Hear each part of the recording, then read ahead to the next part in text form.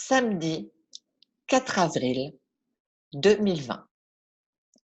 L'adrénaline circule, fait battre mon cœur à toute vitesse. Je la sens dans mes tempes, dans mes poignets, dans mon corps tout entier. Ça tape fort, très fort. Ça pique, ça brûle intensément. J'ai les joues toutes rouges, prêtes à exploser et la gorge sèche. Comme l'impression que l'air qui passe par mes narines est sec, presque piquant. Je pourrais être dans cet état après une bonne séance de sport ou suite à une danse endiablée dans un bar surchauffé et bondé de monde, l'alcool aidant depuis toujours à me faire tourner la tête. Cette image, à peine surgie de mon esprit, me semble immédiatement ridicule, tant elle appartient, de notre quotidien d'aujourd'hui, à un passé dont on ne sait pas si on va retrouver un jour la saveur. Une tisane à la camomille, un cachet à l'aubépine pour tenter de contrôler mon rythme cardiaque affolé et quelques gouttes de rescue. Voilà le cocktail pathétique qui devrait suffire à me calmer, moi, la grande hypocondriaque dont le gel hydroalcoolique traîne sur le bureau depuis que le monde est monde, qui ne touche jamais aucune poignée dans un lieu public au prix, quelquefois, de contorsions ubuesques. Je frappe mon pauvre clavier d'ordinateur avec violence. Mais c'est la seule façon de ne pas faire porter cette énième crise de panique à mon papa dont les appels téléphoniques égrènent les journées. Chaque conversation est comparable à une confession devant le mur des lamentations. Je débite les mots dans un monologue interminable, mais son contenu n'est pas empreint de pardon, d'amour ou de prière d'espoir. Il se résume inlassablement à une longue liste de sensations de mon corps qui pourrait être annonciatrice d'une Maladie, et être ainsi les premiers symptômes de quelque chose. qui m'obligerait à consulter un médecin ou me rendre en pharmacie. Comment est-ce que je ferais pour supporter une telle épreuve? Au secours, je manque d'air. Préserver mon papa de mes angoisses. C'est mon objectif là, à cet instant. De pas encourager ses propres peurs qui sont bel et bien présentes, bien qu'à un niveau largement inférieur au mien. D'ailleurs, je ne sais pas qui dans mon entourage ressent ce qui se passe d'une manière aussi violente que moi. La peur et la solitude pèsent si lourd sur mes épaules que j'ai envie de m'effondrer pour ne plus souffrir. Ma gorge se serre. Encore et toujours ce foutu corps qui me parle. Je prends conscience que mon hypocondrie va finir par me tuer. Ce n'est pas le coronavirus qui aura raison de moi, mais peut-être les maladies post-traumatiques que je pourrais déclencher après avoir tant malmené mon corps et surtout mon esprit. Les mains rouges, pleines de crevasses, des moines de ma peur irrationnelle et du supplice que je m'inflige.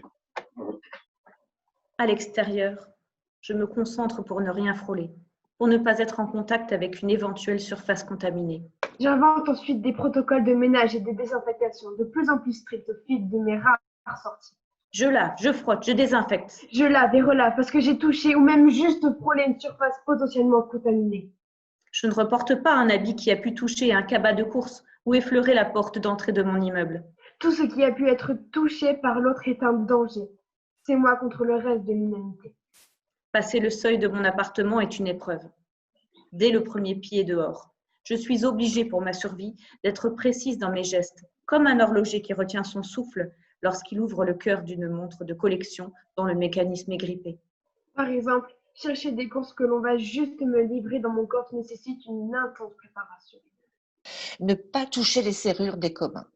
Penser à préparer les cabas dans lesquels je délesterai les courses qui ne peuvent pas rester dans mon garage transformé en sas de décontamination. Ne rien toucher. Absolument rien. L'extérieur est radioactif. Il est dangereux. Je passerai des heures à décrire le processus de rangement des courses et je préfère me l'épargner. Je suis épuisée, rien que d'y penser. D'ailleurs, ce samedi après-midi, bien mal m'en a pris de vouloir chercher les courses. Je suis sortie éreintée de ma salle de bain après m'être moi-même décontaminée, à bout de nerfs, en constatant que j'avais gâché presque 2 heures d'une belle journée printanière, que d'autres ont consacré à de la lecture ou à une heure de promenade. Mais pour moi, Cet après-midi était juste le théâtre d'une nouvelle crise.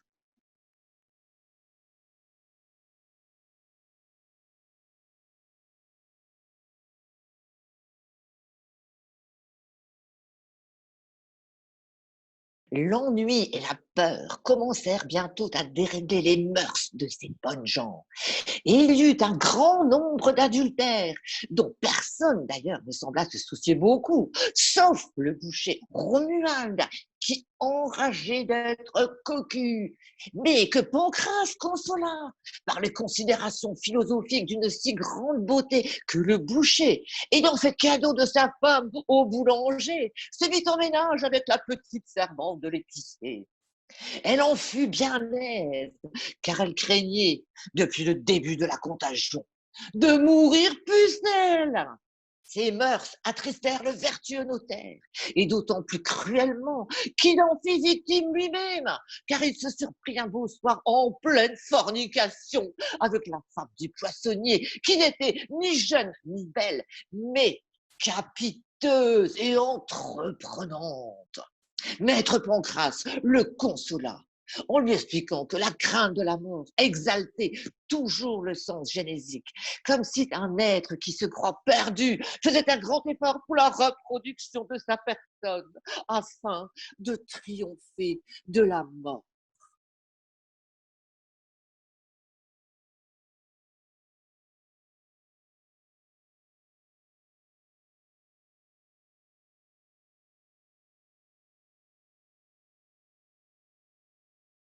Je voudrais crier aux jeunes gens dévorés de l'envie de laisser un nom dans ce monde, qu'il y a quelque chose de mieux que de voyager, c'est de ne rien faire. Il y a quelque chose de mieux que d'avoir des aventures, c'est d'en inventer. Il y a quelque chose de mieux que de s'agiter, c'est de s'ennuyer. J'écrirai volontiers un éloge de la paresse et de l'ennui. La paresse, rien de plus clair, est la mère des chefs-d'œuvre. Très loin de l'abrutissement qui naît des grands postes et des hautes fonctions, l'ennui est cet état béni où l'esprit désoccupé aspire à faire sortir du néant quelque chose d'informe et déjà d'idéal qui n'existe pas encore. L'ennui est la marque en creux du talent, le tâtonnement du génie. Dieu s'ennuyait avant de créer le monde. Newton était couché dans l'herbe et bâillait aux corneilles quand il a vu tomber de l'arbre sous lequel il s'ennuyait la pomme de la gravitation universelle. Les petits esprits s'énervent au milieu de foules de choses, la plupart du temps inutiles. Les grands esprits ne font rien et s'ennuient, comme Descartes, enfermé seul dans un poêle en Allemagne, avant de découvrir des cieux. Chateaubriand bâillait sa vie avant d'écrire Atala et René et les mémoires d'outre-tombe. L'essentiel est de fuir les occupations subalternes et d'éviter de se disperser dans des plaisirs ou des obligations d'emprunt, et puis de se donner tout entier à ce qui sera l'œuvre d'une vie. Proust renonce aux chroniques du snobisme dans le grand monde pour se claquemurer chez lui, entre ses murs couverts de liège, dans ses souvenirs et dans ses rêves, d'où surgiront les miracles de Swann, d'Odette, de Françoise, d'Albertine, de la duchesse de Guermantes et du baron de Charlus.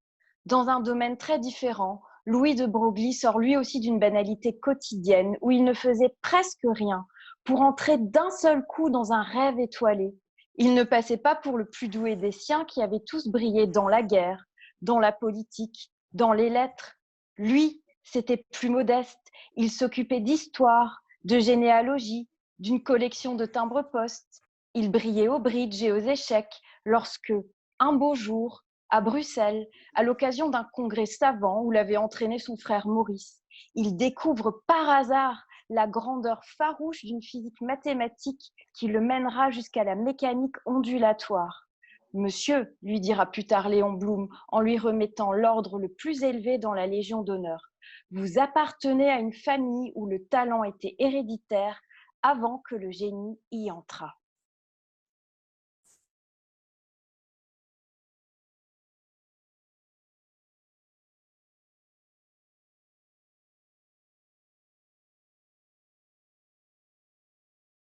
La paresse et la lâcheté sont les causes qui expliquent qu'un si grand nombre d'hommes, après que la nature les a affranchis depuis longtemps de toute direction étrangère, restent cependant volontiers, et leur vie durant, mineurs.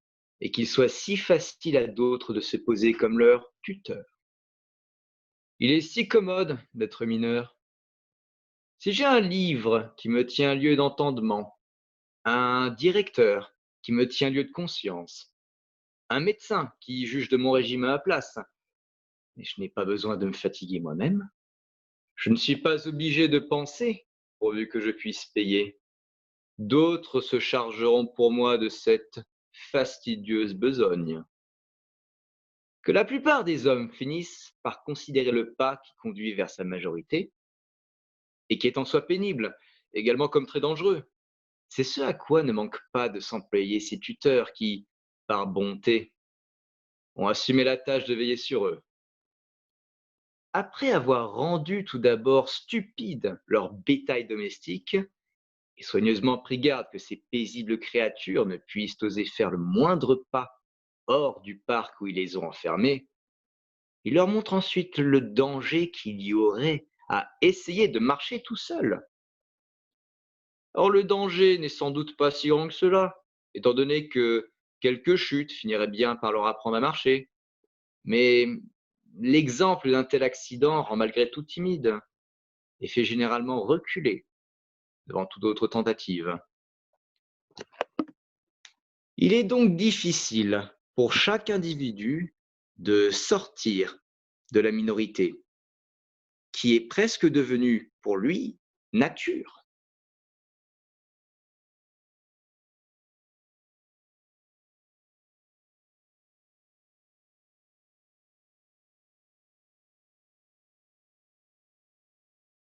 Ce qui est plus original dans notre ville est la difficulté qu'on peut y trouver à mourir.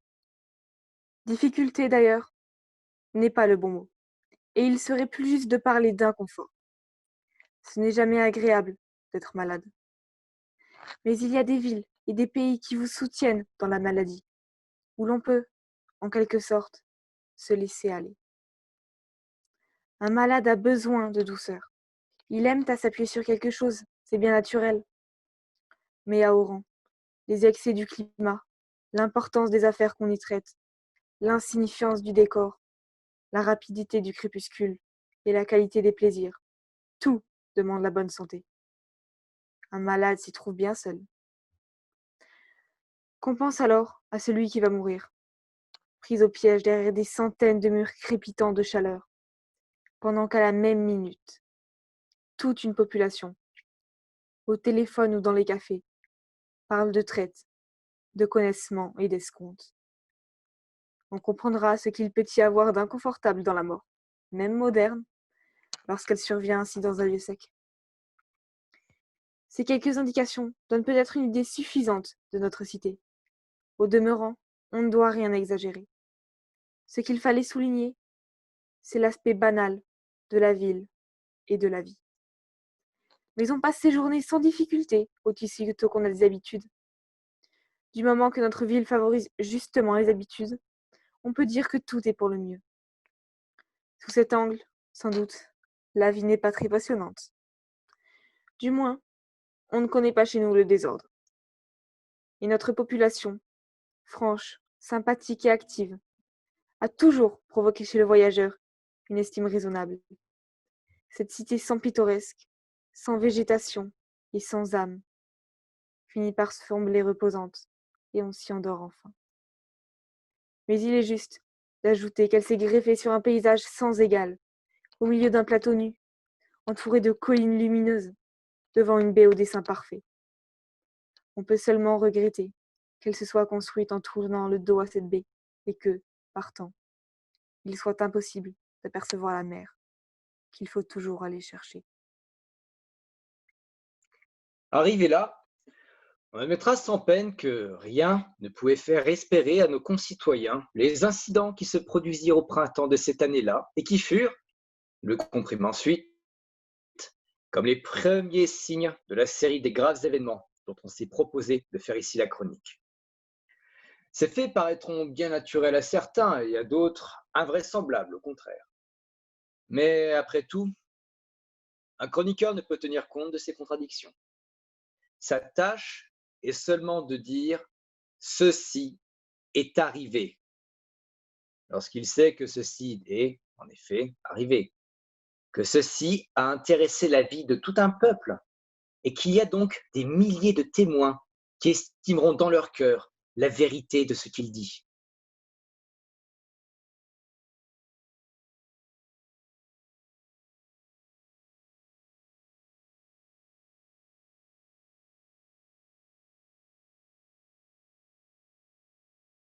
C'est toi? Laissez-moi vous regarder. Oh, vous n'avez pas changé. Le temps fut long sans vous. Oh, quelle joie! Vous êtes là? J'avais le souvenir de ce visage que je vois maintenant en réalité, où le souvenir était précis, où vous n'avez pas changé. Vous m'avez manqué. Je vous retrouve. Je suis si contente. Quelle félicité de vous voir, de nous voir. De nous revoir, de nous retrouver. Nous sommes là, tous debout.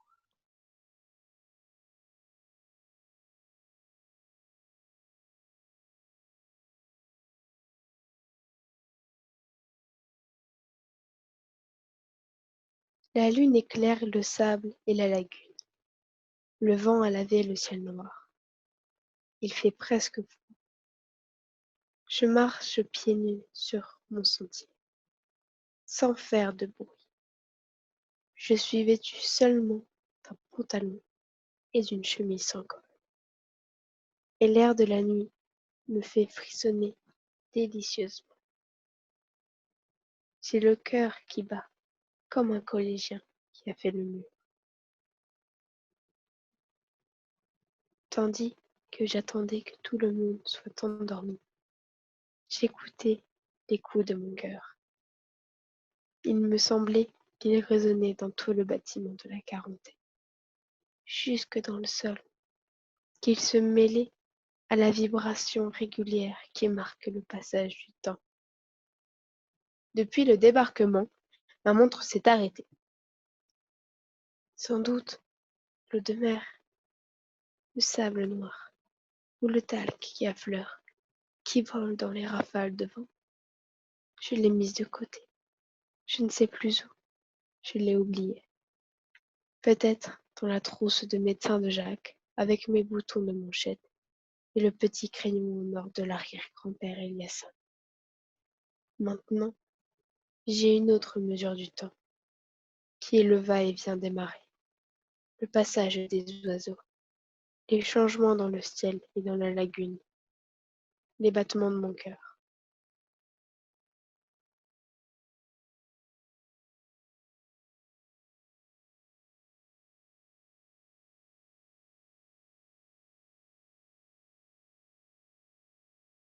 J'écris par les oreilles, pour les acteurs pneumatiques, et points dont les vieux manuscrits arabes sont marqués par des soleils respiratoires. Respirer, poumonner. Poumonner, ça ne veut pas dire déplacer de l'air, gueuler, se gonfler, mais au contraire avoir une véritable économie respiratoire. User tout l'air qu'on prend, tout le dépenser avant d'en reprendre, aller au bout du souffle, jusqu'à la construction de l'asphyxie finale du point de la phrase, du point qu'on a au côté après la course. Bouche, anus, sphincter, muscles ronds fermant notre tube. L'ouverture et la fermeture de la parole. Attaquer net. Des dents, des lèvres, de la bouche musclée. Et finir net. Air coupé. Arrêter net. Mâcher et manger le texte.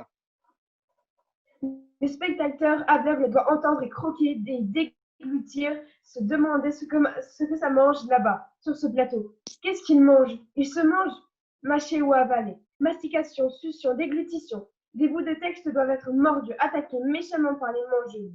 Les lèvres, les dents. D'autres morceaux doivent être vides, gobés, dégloutis, engloutis, aspirés, avalés. Mange, gomme, mange, mâche, poumon sec, mâche, mastique, cannibale, aïe, aïe. Beaucoup du texte doit être lancé dans un souffle, sans reprendre son souffle, en l'usant tout dépenser, pas garder ses petites réserves, pas avoir peur de s'essouffler. Semble que c'est comme ça qu'on trouve le rythme, les différentes respirations, en se lançant en chute libre, pas tout couper, tout découper en tranches intelligentes, en tranches intelligibles, comme le veut la diction habituelle française d'aujourd'hui, où le travail de l'acteur consiste à découper son texte en salami, à souligner certains mots, les charger d'intention, à refaire en somme l'exercice de segmentation de la parole qu'on apprend à l'école. Phrase découpée en sujet, verbe, complément d'objet. Le jeu consistant à chercher le mot important à souligner un membre de phrase, bien montrer qu'on est un bon élève intelligent, alors que la parole forme plutôt quelque chose comme un tube d'air, une colonne à échapper irrégulière, à spasme, à vanne, à flot coupé, à fuite, à pression. Où c'est qu'il est le cœur de tout ça? Est-ce que c'est le cœur qui pompe, fait circuler tout ça? Le cœur de tout ça, il est dans le fond du ventre, dans les muscles du ventre. Ce sont les mêmes muscles du ventre qui, pressant boyaux et poumons, nous servent à déféquer ou à accentuer la parole. Il ne faut pas faire les intelligents, mais mettre les ventres, les dents, les mâchoires au travail. Le spectateur vient voir l'acteur s'exécuter. Cette dépense inutile lui active la circulation des sangs, pénètre à neuf ses vieux circuits. Un spectacle n'est pas un bouquin, un tableau, un discours, mais une durée preuve d'essence. Ça veut dire que ça dure, que ça fatigue, que c'est dur pour nos corps tout ce boucan. Faut qu'ils en sortent exténués, pris du fou rire inextinguible et épatant. L'acteur n'est pas au centre, il est le seul endroit où ça se passe et c'est tout. Chez lui que ça se passe et c'est tout. Pourvu qu'on cesse de lui faire prendre son corps pour un télégraphe intelligent à transmettre, de cervelle cultivée à cervelle polissée. Les signaux chics de la mise en rond des glosses du jour, pourvu qu'il travaille son corps dans le centre qui se trouve quelque part. Pourvu qu'il travaille son corps dans le centre qui se trouve quelque part, dans le comique, dans les muscles du ventre, dans les accentueurs rythmiciens, là d'où s'expule la langue qui sort, dans l'endroit d'éjection, dans l'endroit d'expulsion de la parole, là où elle secoue le corps tout entier. Faut des acteurs d'intensité, pas des acteurs d'intention. Mettre son corps au travail et d'abord matérialistement renifler, mâcher, respirer le texte. C'est en partant des lettres, en butant sur les consonnes, en soufflant les voyelles, en mâchant ça fort, qu'on trouve comment ça se respire et comment c'est rythmé, sans même que c'est en se dépensant violemment dans le texte, en y perdant souffle, qu'on trouve son rythme et sa respiration. Lecture profonde, toujours plus basse, plus proche du fond. Tuer, exténuer son corps premier pour trouver l'autre corps, autre respiration, autre économie qui doit jouer. Le texte pour l'acteur, une nourriture, un corps. Chercher la musculature de ce vieux cadavre imprimé, ses mouvements possibles, par où il veut bouger. Le voir petit à petit se ranimer quand on lui souffle dedans. Refaire l'acte de faire le texte. Le réécrire avec son corps.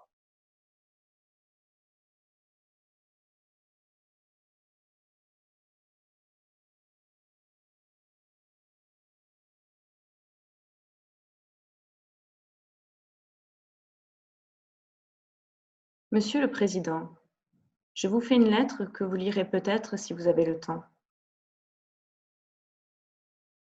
Je viens de recevoir mes papiers militaires pour partir à la guerre avant mercredi soir. Monsieur le Président, je ne veux pas la faire. Je ne suis pas sur terre pour tuer des pauvres gens. C'est pas pour vous fâcher, il faut que je vous dise, ma décision est prise. Je m'en vais déserter.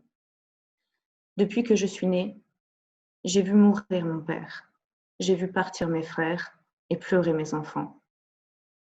Ma mère a tant souffert, elle est dedans sa tombe et se moque des bombes et se moque des vers. Quand j'étais prisonnier, on m'a volé ma femme, on m'a volé mon âme et tout mon cher passé. Demain, de bon matin, je fermerai ma porte au nez des années mortes. J'irai sur les chemins.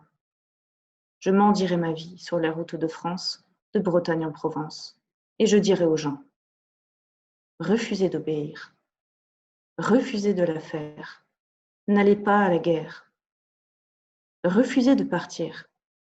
S'il faut donner son sang, allez donner le vôtre, vous êtes bon apôtre. Monsieur le Président, Si vous me poursuivez, prévenez vos gendarmes que je n'aurai pas d'armes et qu'ils pourront tirer.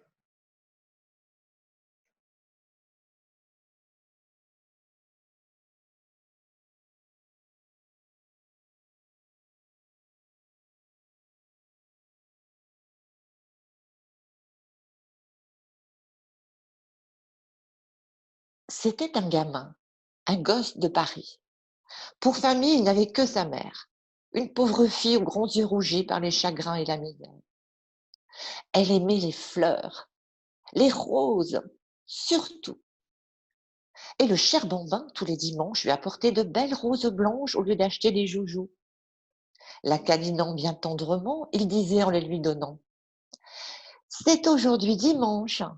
Tiens, ma jolie maman, voici des roses blanches, toi qui les aimes tant. Va, quand je serai grand, j'achèterai au marchand toutes ces roses blanches. Pour toi, jolie maman. Au printemps dernier, le destin brutal vint frapper la blonde ouvrière. Elle tomba malade. Et pour l'hôpital, le gamin vit partir sa mère. Un matin d'avril, parmi les promeneurs, n'ayant plus d'un sou dans sa poche, sur un marché tout tremblant, le pauvre mioche furtivement vola des fleurs. La marchande l'ayant surpris, en baissant la tête, il lui dit: C'est aujourd'hui dimanche, et j'allais voir maman. J'ai pris ces roses blanches. Elle les aime tant sur son petit lit blanc, là-bas. Elle m'attend. J'ai pris ces roses blanches pour ma jolie maman. La marchande émue doucement lui dit: Emporte-les, je te les donne. Elle l'embrassa et l'enfant partit tout rayonnant qu'on le pardonne. Puis à l'hôpital, il vint en courant pour offrir les fleurs à sa mère.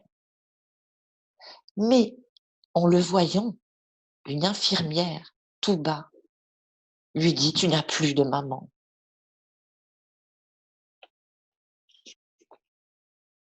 Et le gamin, s'agenouillant, dit devant le petit lit blanc: C'est aujourd'hui dimanche. Tiens, ma jolie maman, voici des roses blanches, toi qui les aimais tant. Et quand tu t'en iras au grand jardin, là-bas, toutes ces roses blanches, tu les emporteras.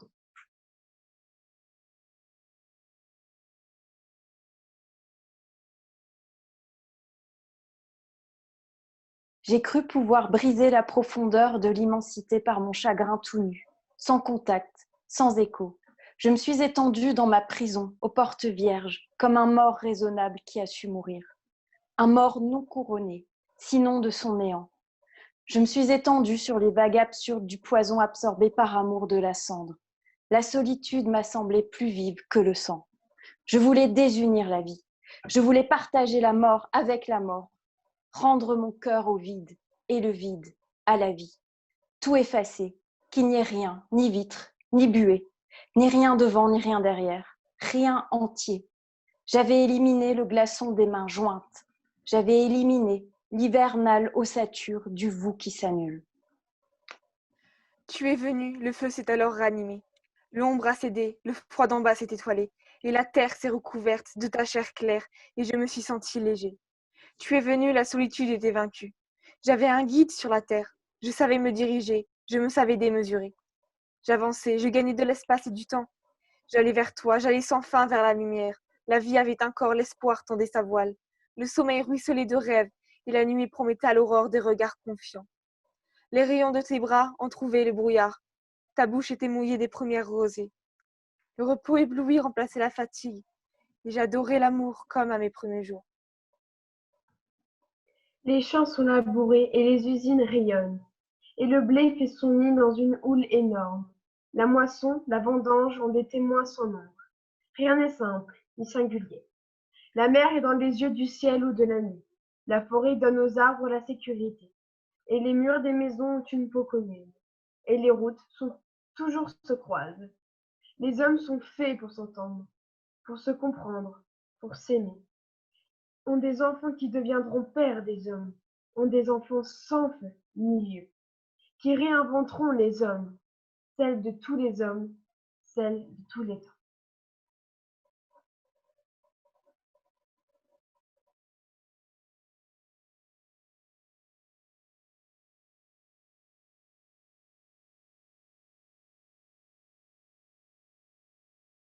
Qui suis-je?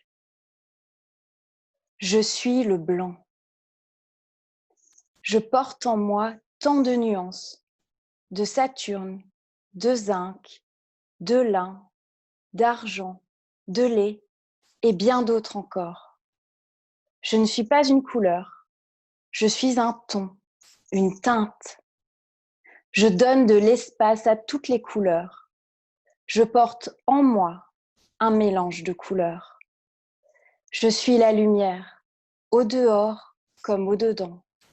Je suis en toi, inaltérable, comme un espace en ton centre, à remplir des couleurs de ton âme, celle qui apporte amour, bienveillance, confiance, tant d'autres nuances encore, visibles, invisibles, celles qui vont te permettre d'inonder le monde de ta joie.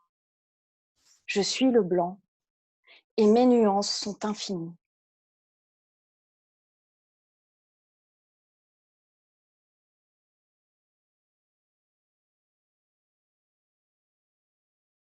C'est quoi la musique?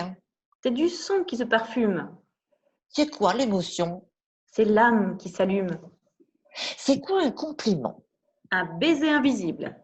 Et la nostalgie? Du passé comestible. C'est quoi l'insouciance? C'est du temps que l'on sème.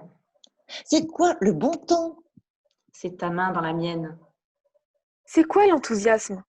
C'est des rêves qui militent, Et la bienveillance? les anges qui s'invitent, Et c'est quoi l'espoir? du bonheur qui attend, Et un arc-en-ciel? un monument vivant.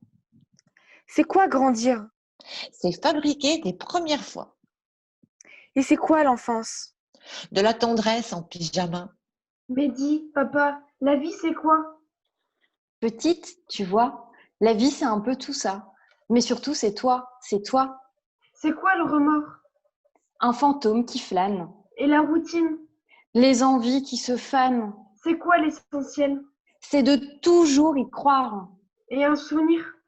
Un dessin sur la mémoire. C'est quoi un sourire? C'est du vent dans les voiles. Et la poésie? Une épuisette à étoiles. C'est quoi l'indifférence? C'est la vie sans les couleurs. Et c'est quoi le racisme? Une infirmité du cœur. C'est quoi l'amitié? C'est une île au trésor. Et l'école buissonnière? Un croche-patte à Pythagore. C'est quoi la sagesse? C'est Tintin au Tibet.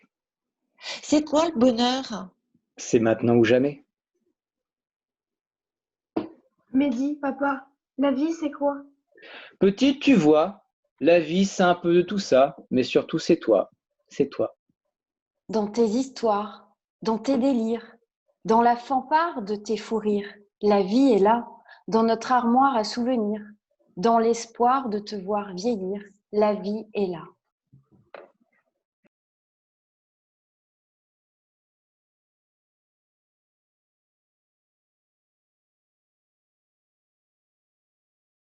Maman, c'est toi la plus belle du monde. Aucune autre à la ronde n'est plus jolie. Tu as, pour moi, avoue que c'est étrange, le visage d'un ange du paradis. Dans tous mes voyages, j'ai vu des paysages, mais rien ne vaut l'image de tes beaux cheveux gris. C'est toi, maman, la plus belle du monde. Et ma joie est si profonde lorsqu'à mon bras, maman, tu mets ton bras. Maman, c'est toi la plus belle du monde, car tant d'amour inonde tes jolis yeux. Pour cette fille, malgré mon âge, le petit enfant sage des jours heureux. J'avais fait des rêves où l'on m'aimait sans trêve. Mais les rêves s'achèvent. Et toi, seule m'est restée. C'est toi, maman, la plus belle du monde. Et lorsque tout s'effondre autour de moi, maman, toi tu es là.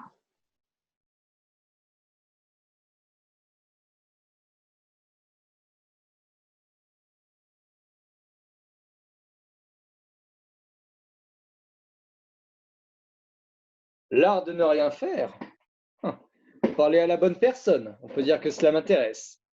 Combien d'entre nous, rien qu'à l'idée de ne rien faire, laissent entendre un soupir de soulagement? Le désir de ne rien faire est en nous.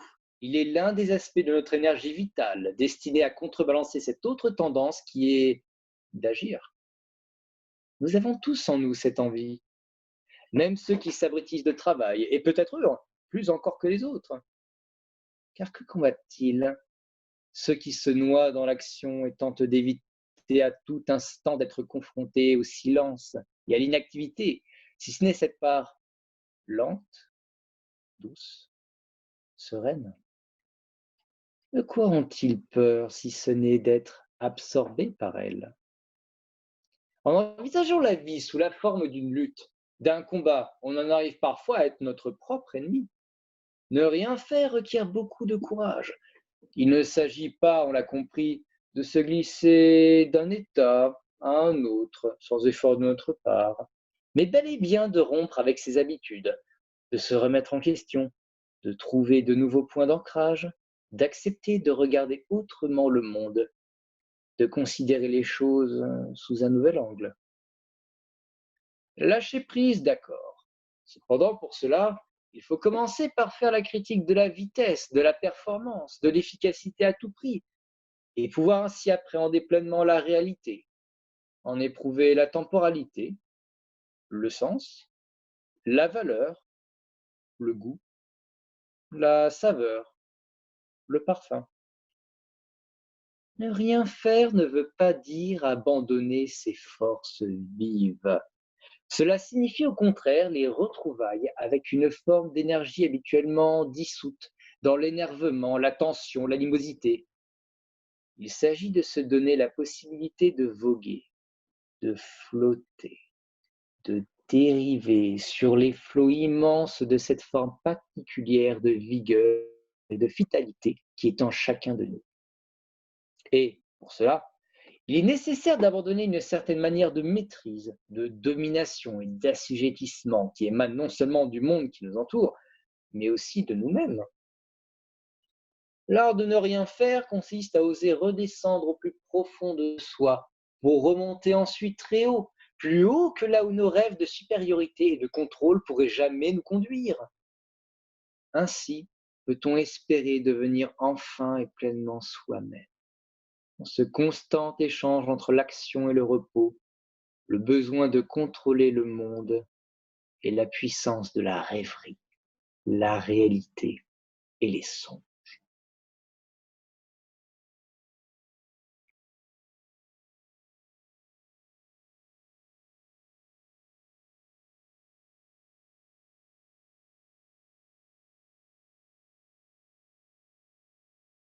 C'est une étrange expérience que d'aller au cimetière rendre visite à quelqu'un qu'on a aimé. Cela commence par une promenade douce et nonchalante, presque rêveuse, jusqu'à cet instant où il n'est plus possible de faire un seul pas en avant et où on se trouve devant une pierre tombale, comme devant un obstacle infranchissable. On s'apprêtait à rencontrer quelqu'un et il n'y a personne. Il n'y a même plus rien, comme si la terre était plate et qu'on en avait par distraction atteint une bordure. Je me sens devant la tombe de mon père comme devant un mur, au fond d'une impasse. Il ne me reste plus qu'à lancer mon cœur par-dessus, comme font les enfants quand ils jettent un ballon par-dessus un mur d'enceinte, pour le plaisir un peu anxieux, en allant le rechercher, de pénétrer dans une propriété inconnue. J'ignore sur quel gravier rebondit mon cœur quand je le lance par-dessus une tombe plus haute que le ciel. Mais je sais que ce geste n'est pas vain. Au bout de quelques secondes, il me revient, empli de joie et aussi frais que le cœur d'un moineau nouveau-né.